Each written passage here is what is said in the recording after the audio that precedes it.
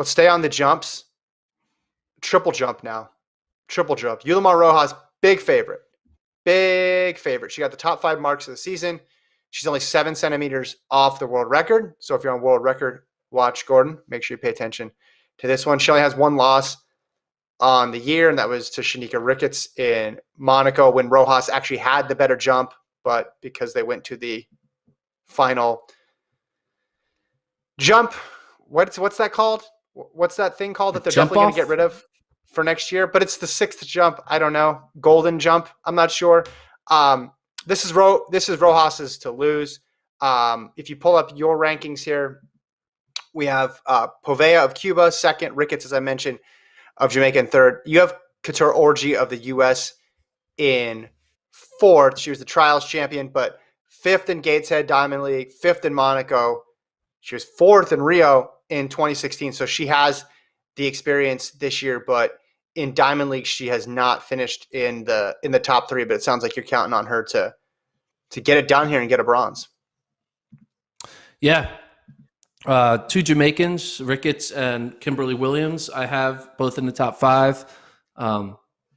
Triple jump really is one woman and then everyone else. Like you said, if you look at, put this up on the screen, it's just the visual of seeing Rojas. It's like Krauser in the shot put. And Mondo in the pole vault. I really don't see her losing in any way, shape, or form.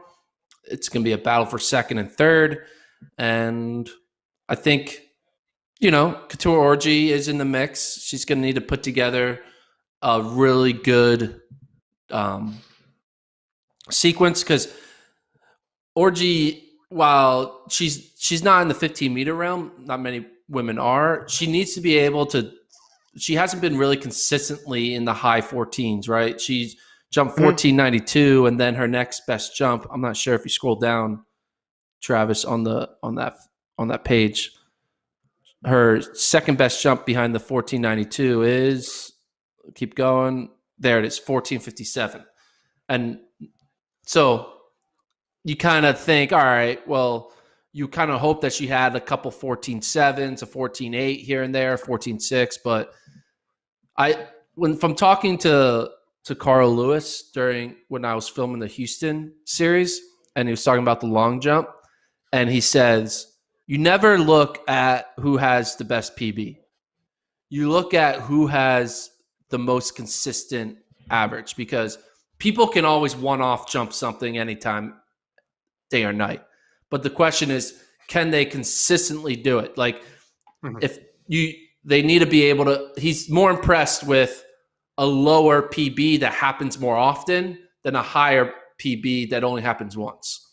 And so the key to really jumping is seeing who has consistently put up a higher PB. Yeah. So are you putting more weight? Are you putting more weight, not just in this event, but all the other events, on a trials result versus a Chula Vista result, where a lot of these field event performances come from the U.S.? No, I'm not. I'm not really looking at where it's happening. Okay. Because it might be something to consider.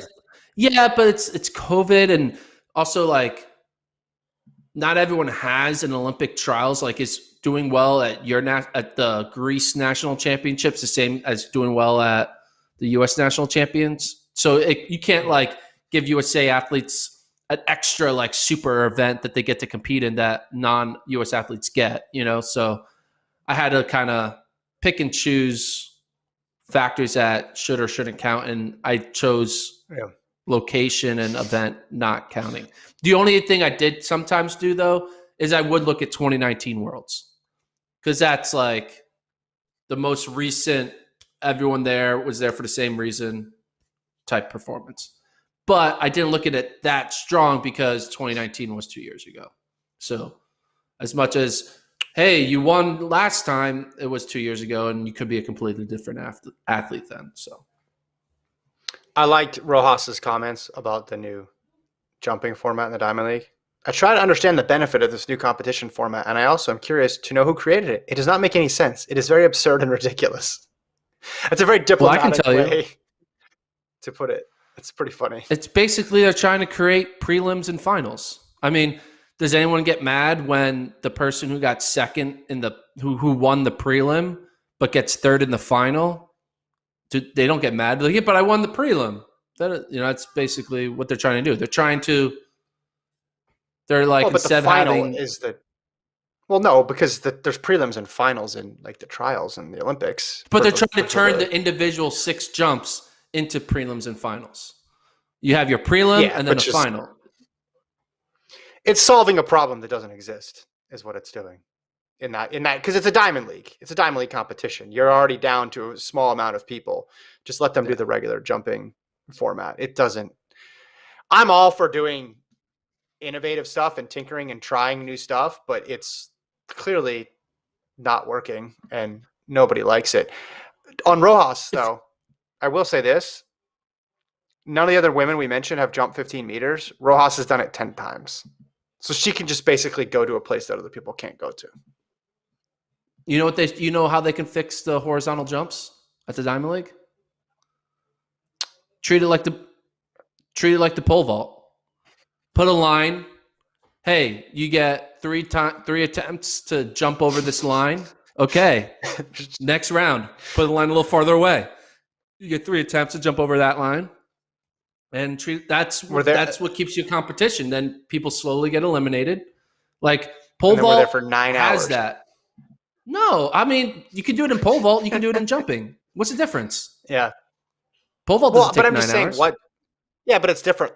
I just don't get what the point is. You're eliminating, like, these Diamond League fields are not that big, so you're eliminating 7 or 8 people having another jump. It doesn't, and then you're ignoring all the jumps that came before it. I just think if you can win it on your first jump in the Olympics, you should be able to win it on your first jump in the. Well, the main problem is World Athletics is trying to make the Diamond League better, and you're not going to make it better. The way to make the Diamond League better is to delete it and create something completely new.